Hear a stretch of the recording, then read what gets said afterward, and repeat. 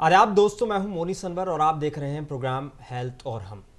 हजारों साल पहले लोग अपनी किसी भी परेशानी या बीमारी को ठीक करने के लिए जड़ी बूटियों का सहारा लिया करते थे। जैसे जैसे वक्त आगे बढ़ता गया, तरह तरह के इलाज के तरीके इजाद होते गए। कुदरत ने इंसान की ग़िज़ा और दवा के लिए ही दो ही रास्ते पैदा किए हैं, एक तो पेड़ पौधे और दूसरे जानवर और परिंदे। लिहाजा अब चाहे जिस तरीके से भी दवा बना लीजिए, इन्हीं तरीक़ों से काम लेना होगा। मगर आज भी कई लोग कुदरती तरीक़ों पर यकीन करते हैं, इसलिए कि अंग्रेज़ी दवाएं केमिकल के सहारे बनाई जाती हैं, जिनमें साइड इफ़ेक्ट ज़्यादा होते हैं।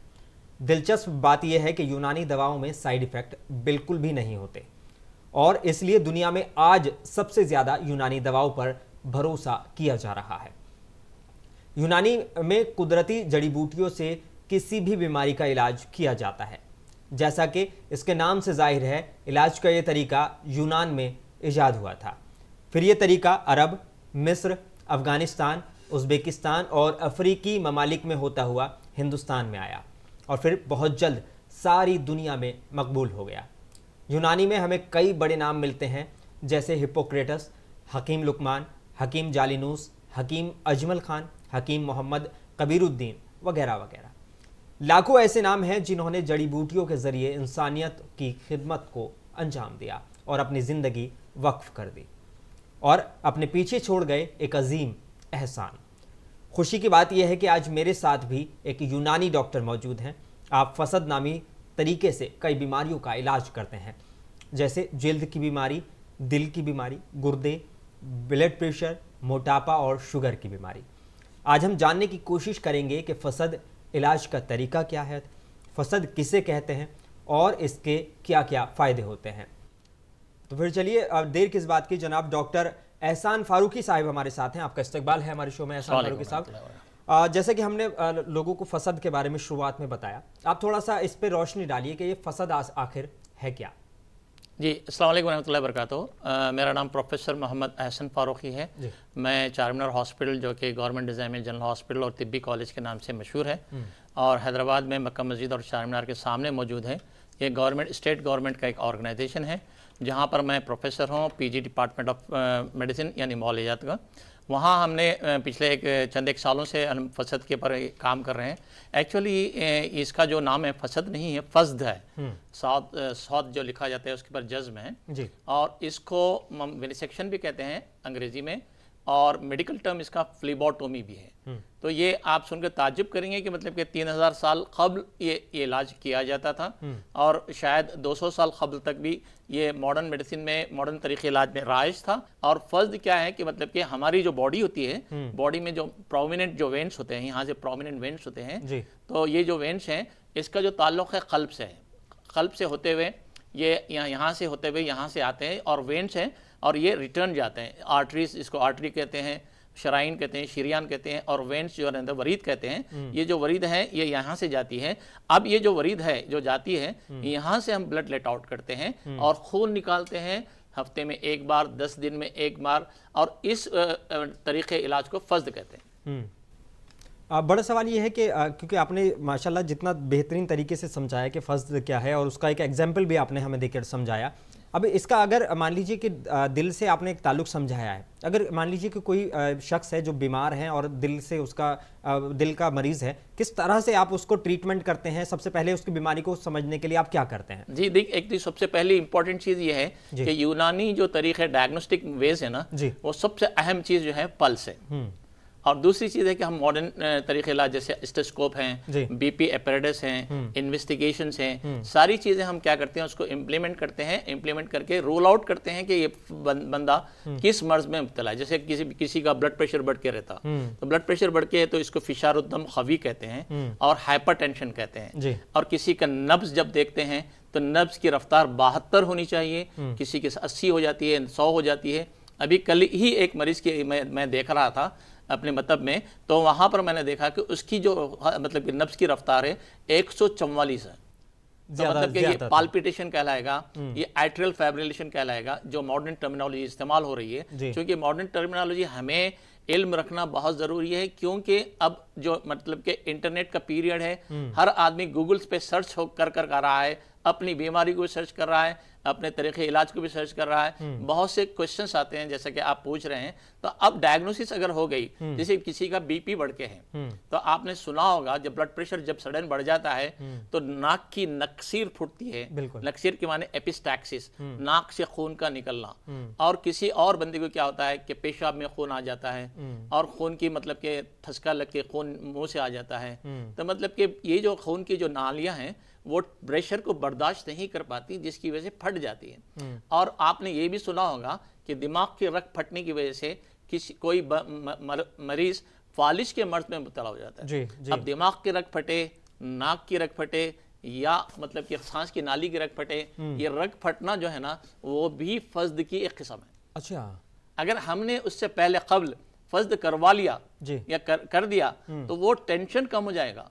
और आप सुनकर ताज्जुब करेंगे कि एक बंदे का, मेरे पास एक पेशेंट आया था, उसका ब्लड प्रेशर 240 था और नीचे का जो ब्लड प्रेशर था 120 था। इतना हेवी ब्लड प्रेशर। और वो बंदा कह रहा था मुझे कि मेरे पास उसकी वीडियो भी मौजूद है, वो इत्तेफाक से ओहायो से आए थे, अमेरिका से आए थे।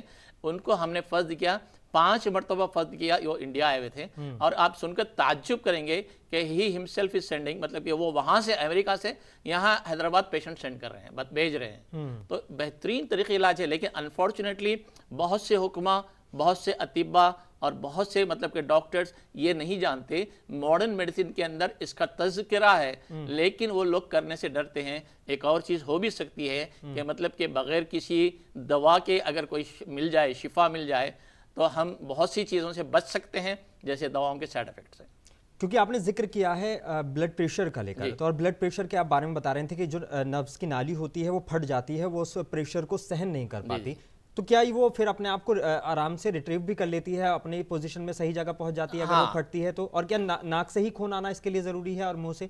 हाँ, ये देखिए मतलब कि ब्लीड करना के माने क्या है, किसी भी चीज़ में, इवन किडनी के अंदर भी ब्लीड कर सकती है, कहीं पर भी ब्लीड कर सकते हैं, इंटेस्टाइन में ब्लीड कर सकती है, मैदे में ब्लीड कर सकती है, लीवर में ब्लीड कर सकती है। बहुत से ऐसे केसेस आते हैं जो ब्लड प्रेशर के सडन बढ़ने की वजह से, एकदम बढ़ने की वजह से वाकया हो जाता है। अब देखिए कि अगर खुदा ना खास्ता दिमाग की रग फट जाए, और दिमाग के अंदर क्या है मालूम कि स्पेस नहीं होता, मतलब कि खून की जो रफ्तार है, इसके अंदर एक MCA के नाम से है, एक मिडिल सेरेब्रल आर्टरी होती है जो कि वल्नरेबल होती है। वल्नरेबल के माने कि ये कभी भी किसी भी वजह से बीपी के बढ़ने की वजह से फट सकती है। और खुदा ना खास्ता बीपी की वजह से फट जाए तो क्या होता है कि मतलब कि पेशेंट को इमीडिएटली पैरालिसिस हो जाता है, एक हाथ, एक पैर और चेहरे का मुतासिर होना, जिसे फेशियल पैरालिसिस कहते हैं।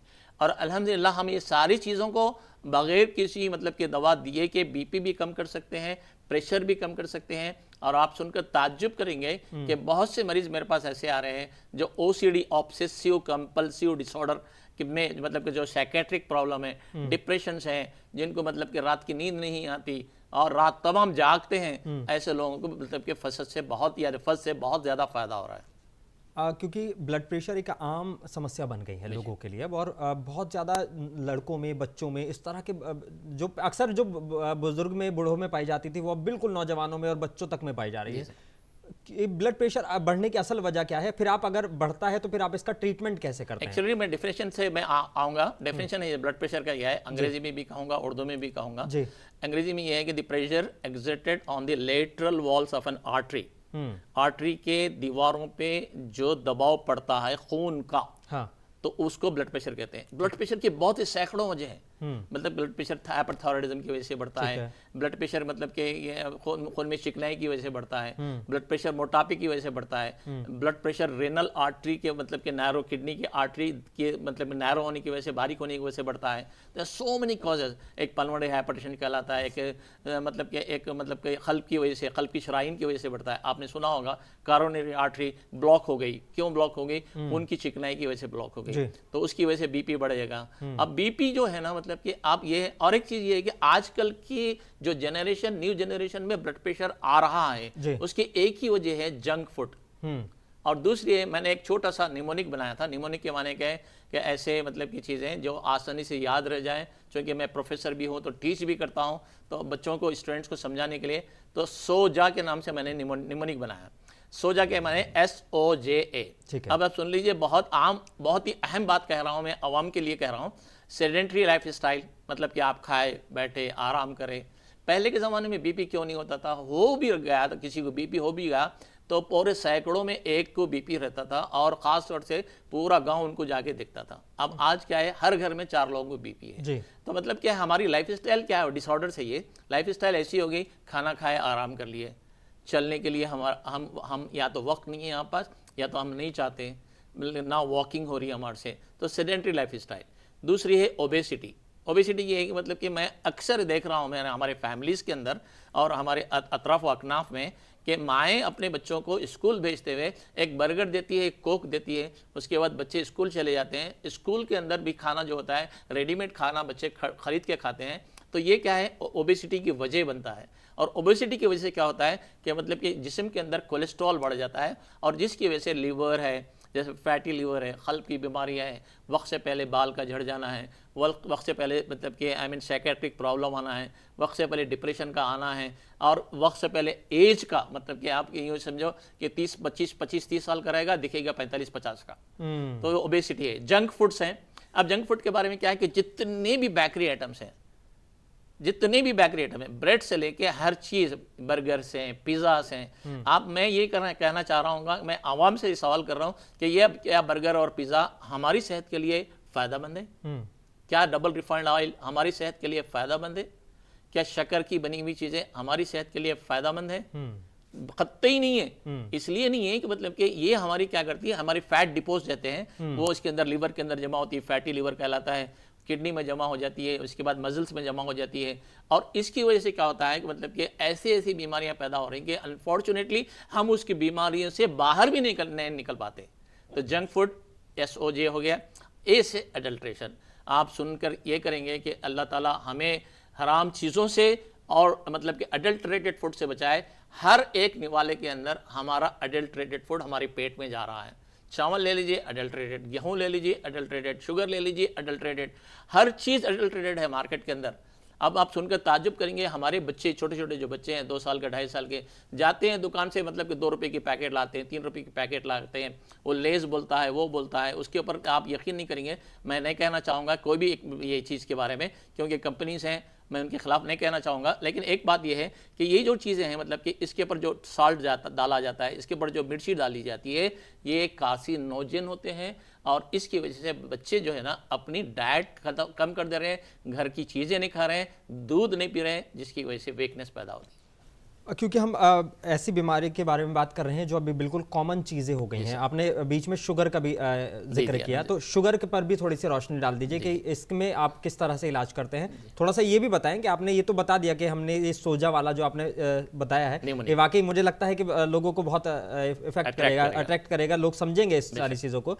अब थोड़ा सा इस पर भी रोशनी डाल दीजिए कि ये इसका फिर आप इलाज कैसे करते हैं। अच्छा सवाल किया, क्योंकि आज मतलब कि बहुत ही ऐसी बात कही आपने कि जिससे मतलब कि आम तौर पर लोग मतलब कि तबका जो है ना मुतासिर हो रहा है जी। आप सुनकर ताज्जुब करेंगे कि सारी दुनिया के अंदर Hyderabad has become a hub of diabetes. Hub के माने क्या है कि सारे हमारी आबादी का अक्सरियत तबका डायबिटीज़ में मुब्तला है। और एक चीज़ ये है कि मतलब कि हमारी जो मतलब अभी सेडेंटरी लाइफ स्टाइल वो सारी चीज़ें बताई मैंने, उसकी वजह से डायबिटीज़ का आना। डायबिटीज़ में 2 किस्म की डायबिटीज़ होती है, type 1 diabetes, type 2 diabetes. Type 1 diabetes के माने क्या है कि पैदाइशी तौर पे खिलकी तौर पे माँ के पेट से डायबिटीज़ का होना। और दूसरी चीज़ है क्या मैं माफ़ी चाहूँगा यहाँ खिलकी तौर पर अगर माने कि माँ भी डायबिटीज़ है तो ही बच्चों को आएगी वो। हमल के दौरान हमल के दौरान अक्सर औरतें डायबिटिक हो जाती हैं, और उसकी वजह से बच्चे में भी डायबिटीज़ पैदाइशी तौर पर रहती है, उसे टाइप 1 कहते हैं। ये समझना इसलिए ज़रूरी है कि ये डायबिटीज़ पैंक्रियाज नामी जो हमारा उज़ू होता है उसके अंदर अल्फा बीटा गामा सीक्रेशन होते हैं, और ये जो बीटा सेल्स होते हैं ये इंसुलिन सीक्रेट करता है। और ऐसे बच्चों में जो कि नवजायदा अभी पैदा हुए हैं, वो बीटा सेल्स का जो इंसुलिन काम नहीं करता, जिसकी वजह से हमें ऊपर से हमें इंसुलिन इंजेक्शन की शक्ल में देना पड़ेगा। इसके अलावा कोई चारा नहीं है फिलहाल आज की डेट पे जी। अब दूसरी चीज़ है कि मतलब कि MODY के नाम से एक डायबिटीज़ है। MODY के माने कि maturity onset diabetes in young 25 साल का बंदा है, उसको डायबिटीज़ होगी। कल ही रात में 12 साढ़े 12 बजे के बच्चे टाइम पर 19 साल की लड़की आई, उसका जो पोस्ट लंच ब्लड शुगर है 310 है। अब जैसे 19 साल की लड़की को 310 ब्लड शुगर है और कोई रीजंस नहीं है ब्लड शुगर के कि क्यों है इसको। अब ये है कि मतलब कि मैंने मालूम किया तो ये खाने आइसक्रीम खाने की शौकीन है, ये मीठा खाने की शौकीन है, ये बर्गर पिज़्ज़ा खाने की शौकीन है। अब समझो कि मतलब कि ये सारी चीज़ें नॉर्मल फूड में आती हैं? कतई नहीं आती नॉर्मल फूड में। अब ये जो शौकीन है तो रात के 2 बजे भी आइसक्रीम खाएगी, रात के 1 बजे भी बर्गर खाएगी। अब उसकी वजह से डायबिटीज़ आ रहा है, उसे MODY कहते हैं, maturity onset of diabetes in young. और दूसरी चीज़ ये है कि फैमिलियल के माने क्या है? खानदानी के माने दादा को डायबिटीज़ था तो पोतरे को या पोतरी को डायबिटीज़ होगा। नानी को डायबिटीज़ था तो हो सकता है कि नवासी को या नवासे को हो सकता है। एक जनरेशन गैप रहता है और नेक्स्ट जनरेशन में मौजूद रहता है। तो डायबिटीज़ को समझना ज़रूरी है। लेकिन इसके बारे में मैं एक बात ये कहना चाहूँगा कि आपने डायबिटीज़ के लिए क्या टेस्ट करवाना है? आपने खून निकलवाना है। खून में क्या निकलेगा कि आपको शुगर है, तो इसका मतलब कि जो खून आपने निकलवाया उसमें शुगर निकलेगी, ठीक है ना। अब ये समझिए कि मतलब कि अगर आपने इलाज के लिए खून निकलवाया तो कितनी शुगर निकलेगी, तो ऑब्वियसली शुगर क्या है मालूम कि मतलब कि निकलेगी। तो हमारा जो मकसद है कि ये जो फस्द के जरिए या विनिसेक्शन या फ्लेबोटोमी के जरिए ब्लड निकालेंगे, जिसकी वजह से लीवर जो है मतलब कि जिगर है उसके अफाल ठीक होंगे और उसकी वजह से डायबिटीज कंट्रोल होगा। और अल्हम्दुलिल्लाह अब यकीन नहीं करेंगे, जो लोग इंसुलिन डिपेंडेंट थे वो अब इंसुलिन छोड़ चुके हैं। जो लोग 4-4 6-6 गोलियां खाते थे शुगर के, अल्हम्दुलिल्लाह 1 गोली पर आ गए हैं। और इसके लिए मैं थोड़ा सा कंपैरिजन करना चाहूँगा। मैं किसी पेशे को, किसी तिब को, तरीक़े को मैं बदनाम नहीं कर रहा हूँ, लेकिन हमें समझने के लिए अल्लाह ताला ने अक़ल दे रखी है। और वो चीज़ ये है कि हमें समझना चाहिए कि एक ए है और एक बी है। हम समझ रहे हैं कि ए से फ़ायदा हो सकता है या बी से, हमें पता चल जाएगा कि बी से फ़ायदा होगा तो ऑब्वियसली हम ए को छोड़ देंगे। अब इससे हमें फ़ायदा होगा, इससे फ़ायदा होगा तो आप फ़ायदा क्या देखोगे कि शुगर भी कम होगी और हमारे वाइटल ऑर्गन जैसे किडनी है, हमारा लीवर है, हमारा हार्ट है और हमारा ब्रेन है मुतासिर नहीं हो रहा, अल्हम्दुलिल्लाह। तो ये जो तरीक़े इलाज है इसको अपनाइए। हो सकता है कि आप एलोपैथिक तरीक़े इलाज अच्छा होगा आपके लिए, लेकिन मैं अब प्रमोट करूँगा कि नेचुरल। देखो भाई, आप जो मतलब कि मैं उसके लिए एक और छोटा सा वाक़या सुनाया था, छोटा सा, एक चंद सेकंड के अंदर। आपके घर में आम का झाड़ है और आम ये चाहोगे कि आम, हर एक को आम पसंद है, आप आम खाना चाहोगे तो आपकी क्या है मतलब कि अक्सर मैं कहता हूं कि आम के 3 शराइत होनी चाहिए। एक है कि आम ज़्यादा हो, दूसरा शर्त यह है कि आम मीठे हों, और तीसरा शर्त यह है कि सामने कोई ना हो, सामने कोई ना हो। तो इसी तरह हर आदमी आम चाहता है, तो झाड़ में हम चाहेंगे कि बड़े आम हो, मीठे हों। तो आपके पास 3 आपके पास मतलब कि बीकर्स रखे हुए हैं। एक सादा पानी है, एक शुगर है और एक कार्बोलिक एसिड है, ठीक है ना। अब आपसे मैं सवाल पूछ रहा हूं, मैं माफी चाहता हूं क्योंकि आप सवाल पूछना है। नहीं, लेकिन एक चीज ये है कि मतलब कि आप किसको पसंद करोगे? शहद डालोगे ताकि आम मीठे हों, कार्बोलिक एसिड डालोगे ताकि आम में जनरेशन हो अच्छी, या नॉर्मल पानी डालोगे? नॉर्मल पानी डाल, ठीक है ना भाई। अब जगह आपने आम अपने घर के आम के झाड़ के लिए नॉर्मल पानी सेलेक्ट किया, तो आपने अपनी बॉडी के लिए एस्कॉर्बिक एसिड और सारी चीजें एसिड कैसे सेलेक्ट कर ली? एक सवाल है आपसे। देखिए मतलब कि ये जो जिस्म है ना, अजीब और गरीब चीज़ें हैं इसके अंदर, अजीब। आप सिर्फ आंख पढ़ेंगे तो आपको बरसों लग जाएंगे आंख समझने के लिए, दिल पढ़ोगे तो दिल को समझने के लिए बरसों लग जाएंगे। और आज इतनी मतलब कि साइंस इतनी तरक्की कर चुकी है, लेकिन आप यकीन नहीं करेंगे कि आंख के फंक्शंस कैसे होते हैं। हमारी पिक्चर जो है ना उल्टी होती है, फिर ब्रेन उसको सीधा करता है। सोच नहीं सकते आप कि अल्लाह ताला ने कैसे निज़ाम फिट कर रखा है। अब इसको हमने मतलब कि अपनी हाथों से तबाह किया है, और हमारी अपनी सोच से जो क्विक हमारा जो डिसीजन लेने का है कि सर का दर्द है, अभी 5 मिनट में सर का दर्द कम हो जाए ताकि मुझे ऑफिस जाना है। अब ये समझ लीजिए कि मतलब कि सर के दर्द के आपने गोली खाई, लेकिन वो कम काम करेगी 12 घंटे 10 घंटे, लेकिन उसके जो साइड इफेक्ट रहेंगे ना तो उम्र भर काम करेंगे।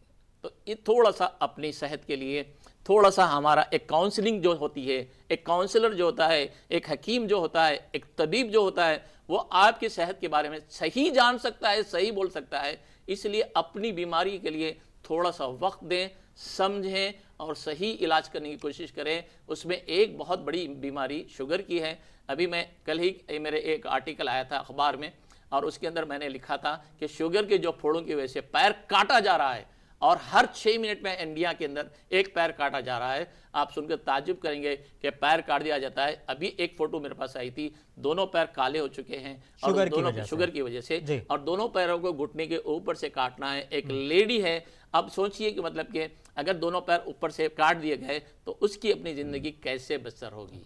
तो थोड़ा अपनी शुगर के बारे में, अपने ब्लड प्रेशर के बारे में अच्छी से अपने आपने तहकीक करनी है, अच्छी से गोलियां खानी है ताकि आप बीपी भी कम हो सके। और अब ये जो तरीक़े इलाज है, मैं इसके बारे में एक और जुमला कहूँगा कि हम कोई दवा इस्तेमाल नहीं कर रहे, कोई दवा इस्तेमाल नहीं कर रहे। ये जो फसद के तरीक़े इलाज है, और अल्हम्दुलिल्लाह बगैर दवा के बीपी कम हुआ है। एक पेशेंट का वाक़या सुनाते हुए फिर दूसरे सवाल पर आएंगे अपन। एक पेशेंट को दोनों हाथ और दोनों पैर निर्मल के एक पेशेंट थे, वो मेरे पास आए इत्तेफाक से चारमीनार हॉस्पिटल में। उनको चलने नहीं आ रहा, बड़ी मुश्किल से ऑटो में आए, तो मैं ऑटो में जाकर बाहर जाकर देखा, देखने के बाद देखा तो हाथ उठाया तो हाथ गिर गया, पैर उठाया तो पैर गिर गया, बात करने नहीं आ रहा, खाली मतलब कि वेजिटेबल लाइफ है। 1.5 महीने से वो कॉर्पोरेट हॉस्पिटल में एडमिट थे, वहाँ से ये मेरे पास हॉस्पिटल आए। आप सुनकर ताज्जुब करेंगे कि उनको हमने 6 मरतबा फसद करवाया। निर्मल के पेशेंट है, बाज़ हफ्ता आपको चाहे तो मैं नंबर भी दे सकता हूँ, आप बात कर सकते हैं। लेकिन ये जो मतलब कि हमारा जो प्लेटफॉर्म है, हम ये अब हकीकत हम आपके सामने रखना चाहते हैं ताकि आप अपनी सेहत के बारे में सही जानकारी रख सकें। और वो बंदा सिर्फ 6 मरतबा फसद करवाने के बाद, फर्द करवाने के बाद, आज खड़े रह के एक प्रोग्राम के अंदर, लाइव प्रोग्राम के अंदर उसने खड़े रह के स्टेज पर आया और उसने बहुत आंखों में पानी रख के हमारे हॉस्पिटल का मेरा शुक्रिया अदा किया कि फारूकी साहब के इस इलाज की वजह से अल्हम्दुलिल्लाह आज मैं चल सक रहा हूँ और बात कर सक रहा हूँ। अब ये आपने बताया कि ब्लड आप निकालते हैं फस्द के ज़रिए, किस तरह से ब्लड निकालते हैं, कितनी मिकदार में निकालते हैं, इसका क्या आप तरीक़ेकार होता है, वो थोड़ा सा इस पे। जी सर, एक बात यह है कि मतलब कि फर्स्ट का जो तज़किरा है किताबों के अंदर, हमारी कदीम किताबों के अंदर, हमारे पास चारमीनार हॉस्पिटल में लाइब्रेरी है, उसमें आपको 1000 साल पहले की किताबें भी मैन्युस्क्रिप्ट मतलब कि अपने हाथ से, हकीमों के हाथ से लिखी हुई किताबें मिल जाएंगी। उसके अंदर सैकड़ों जगह पे फर्स्ट का तज़किरा है। लेकिन अनफॉर्चुनेटली चूंकि हमारे उस्तादों को भी पता नहीं था कि फर्स्ट कैसे की जाती थी, कैसे करना चाहिए, ये तरीक़ा राज नहीं था, तो इसकी वजह से कोई जानकारी नहीं थी, इसके कोई प्रोटोकॉल नहीं थे। प्रोटोकॉल के माने क्या है, कब करना चाहिए, कैसे करना चाहिए, किस में करना चाहिए, कब कितने मरतबा करना चाहिए, इंडिकेशंस क्या है, मतलब कि कौन से अमराज में हम कर सकते हैं, कंट्रा इंडिकेशन क्या है कि कौन से अमराज में हमें नहीं करना चाहिए। ये सारी चीज़ें का मतलब एक साइंस है और जिसको हम मतलब कि हमें प्रेजेंट करना है, हमने दुनिया के सामने बतानी है। देखिए हमारा जो मसला है ना, मतलब कि इंडियन तिब का, वो कुछ भी हो, तो हम ये चाहते हैं कि मतलब कि हम अंग्रेज़ों के सामने प्रेजेंट करें, पूरी दुनिया के सामने क्या, अंग्रेजों के सामने, ऑब्वियसली सीधी बात है। अब ये चीज़ ये है कि मतलब कि हम इसको क्या है करते हैं, डॉक्यूमेंटेशन कर रहे हैं, डॉक्यूमेंटेशन करके प्रिंट के लिए भेज रहे हैं, अपने मैगजीन्स में भेज रहे हैं, जो कि सारी दुनिया के अंदर पढ़ा जाता है। अब ये जो उसके जो प्रोटोकॉल है मैंने जो बनाए, वो बता रहा हूँ कि मतलब कि डिसीज देखिए कि मतलब कि खांसी बुखार है 3 दिन रहेगी, टाइफाइड है 10 दिन रहेगी, टीबी है 9 दिन रहेगी, HIV एड्स है कई साल रहेगी। तो मतलब कि बीमारी अपनी मतलब कि क्रॉनिसिटी बताती है। क्रॉनिक के माने मुज़मिन के माने क्या है, कितने दिन से बीमारी है, कितने कौन सी बैक्टीरिया हो रहा है, स्ट्रॉन्ग बैक्टीरिया है। टीबी का बैक्टीरिया बहुत स्ट्रॉन्ग रहता है, तो अब टीबी 9 महीने 6 महीने 12 महीने इलाज कराना पड़ता है, ठीक है ना। एंटी ट्यूबरकुलोसिस ड्रग मार्केट के अंदर आ चुके हैं। अब ये बताइए मतलब कि जितने क्रॉनिक डिसीज है उसके हिसाब से भी इलाज भी क्रॉनिक होगा ना। तो मतलब कि मैंने हाथ लगाया, नब्ज लगाई, आपकी बीमारी खत्म हो गई, ऐसा हो सकता है क्या? नहीं हो सकता है। तो इसी लिहाज से हम क्या कर रहे हैं, पहले 1 महीने में हम क्या कर रहे हैं, हफ्ते में 1 बार 4 मरतबा, first month, second and third month में 15 दिन में 1 मरतबा, तो 4 और 4 कितने हो गए, 2 महीने के, 3 महीने में 12 हो गए। उसके बाद चौथे महीने, 5वें महीने, 6ठे महीने और 7वें महीने में एक बार, महीने में 1 बार जी।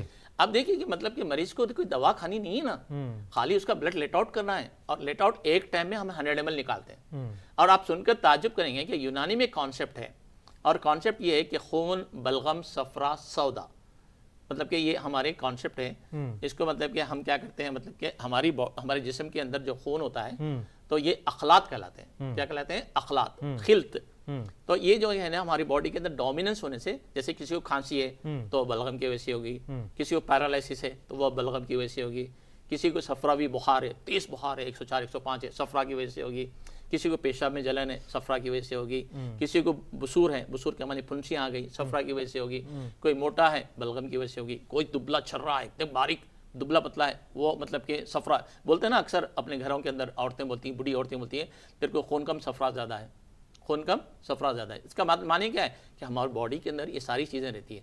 आप सुनकर ताजुब करेंगे कि ये हमने किताबों में पढ़ा था खाली कि खून ऐसा होता है, बलगम ऐसा होता है, लेकिन अल्हम्दुलिल्लाह मेरे पास पिक्चर्स हैं पेशेंट के, हम ग्लास के प्लास्टिक ग्लास के अंदर कलेक्ट करते हैं, उसके बाद रिपोर्ट देते हैं, नजरी मुआयना करके रिपोर्ट देते हैं।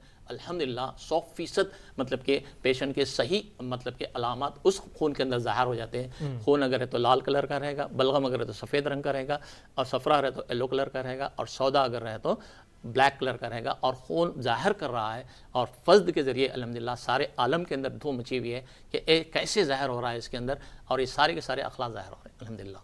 बहुत शुक्रिया डॉक्टर साहब हमसे बात करने के लिए। और मुझे लगता है कि जितने भी हमारे देखने वाले हैं, दर्शक हैं, नाज़रीन हैं, वो समझ चुके होंगे कि किस तरह से ये फ़ज्द का इलाज किया जाता है। फ़ज्द आखिर क्या चीज़ है, यूनानी जो इलाज है वो किस तरह से आज भी बहुत ज़्यादा फ़ायदेमंद साबित हो रहा है।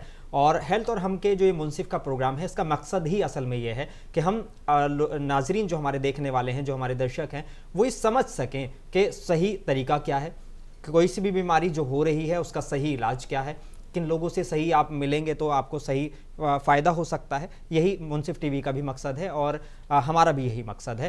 तो फ़ज्द के बारे में बेहतरीन जानकारी डॉक्टर साहब ने दी है। अगर जो भी चाहते हैं वो इलाज करा सकते हैं। बहुत आसानी से इलाज अवेलेबल है और बहुत सस्ता इलाज अवेलेबल है।